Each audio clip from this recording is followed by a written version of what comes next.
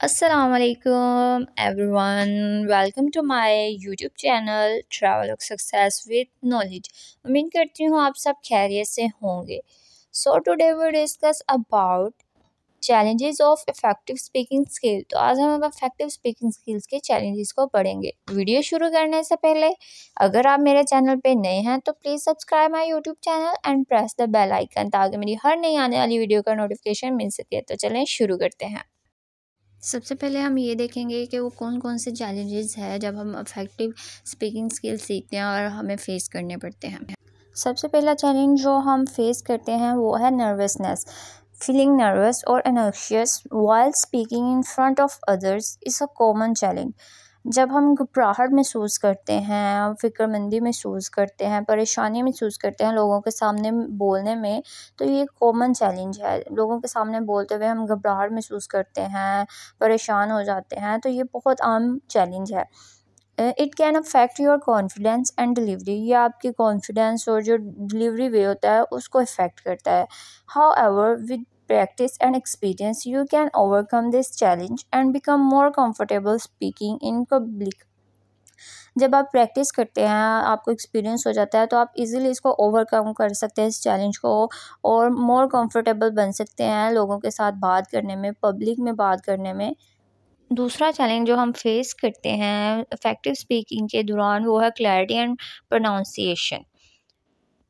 Ensure that your words are clear and easily understood by your audience can be a challenging। आपको यकीन होना चाहिए कि आपके जो वर्ड्स हैं, आपके जो अल्फाज हैं वो क्लियर हों और इजीली समझ सकें लोग, जो आपकी ऑडियंस है वो इजीली समझ सके। ये भी एक बहुत बड़ा चैलेंज होता है कि आपकी ऑडियंस आपके अल्फाजों को आसानी से समझ सके। नेक्स्ट है pronunciation words correctly and enunciated clearly can making a big difference in how well your message is received। वो कहता है कि आपके वर्ड्स जो हैं जिनको आप प्रोनाउंस करते हैं वो बिल्कुल ठीक होने चाहिए और बयान करने का तरीका भी बहुत क्लियर होना चाहिए। एक बिग डिफरेंस होता है कि कैसे आपकी ऑडियंस मैसेज रिसीव करती है, कितनी अच्छी तरह से आप डिलीवर करते हैं और कितनी अच्छी तरह से वो मैसेज को रिसीव करती है। नेक्स्ट हमारे पास आ जाता है ऑर्गेनाइजेशन एंड स्ट्रक्चर, कि आप किस तरह ऑर्गेनाइज करते हैं, स्ट्रक्चर करते हैं। Structuring your thoughts and ideas in a logical and coherent manner can be challenging. आप किस तरह स्ट्रक्चर करते हैं अपने आइडियाज़ को, अपने सोच को, अपने थॉट्स को in a logical and coherent manner, ये चैलेंज है। It's important to have a clear introduction, body, and conclusion, and to transit smoothly between different points।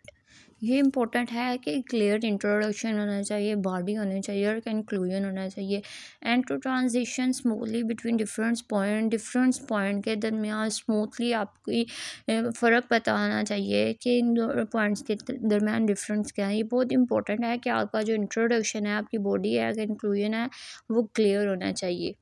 इसके बाद जो सबसे बड़ा चैलेंज हमें फेस करना पड़ता है वो एंगेजिंग द ऑडियंस होता है। ऑडियंस को एंगेज करना, captivating and maintain the attention of your audience can be a challenge.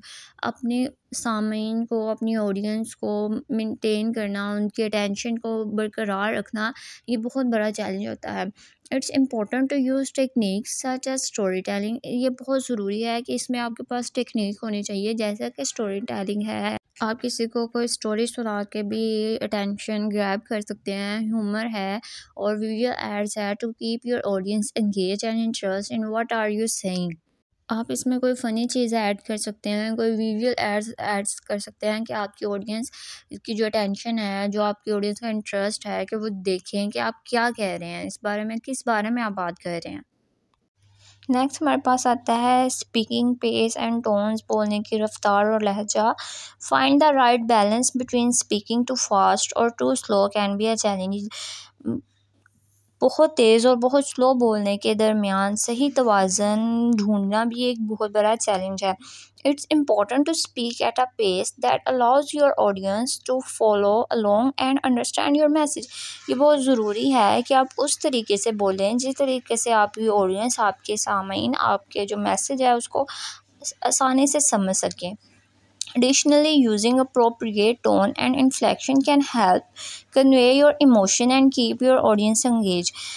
आप अच्छे ये टोन यूज़ करके अप्रोप्रिएट टोन यूज़ करके और इन्फ्लेक्शन यूज़ करते हैं तो ये आपको मदद देता है आपके इमोशंस को कन्वे करने में और आपकी ऑडियंस को एंगेज करने में, ऑडियंस की अटेंशन को ग्रैब करने में।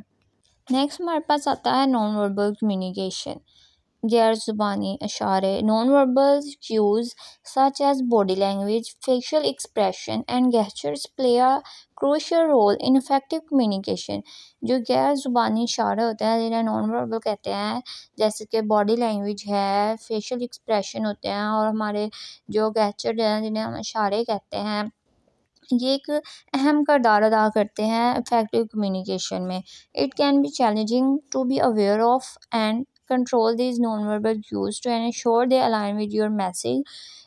ये एक चैलेंज हो सकता है कि आप इनसे वाकिफ़ हों और इन पर काबू पाएँ कि आपको पता होना चाहिए कि जो आप इशारे कर रहे हैं ये आपके मैसेज से मुताबिकत रखते हैं। आपके मैसेज जो आप बोल रहे हैं और आपके जो इशारे हैं, आपकी बॉडी लैंग्वेज है, जो आपके एक्सप्रेशन है वो सेम है।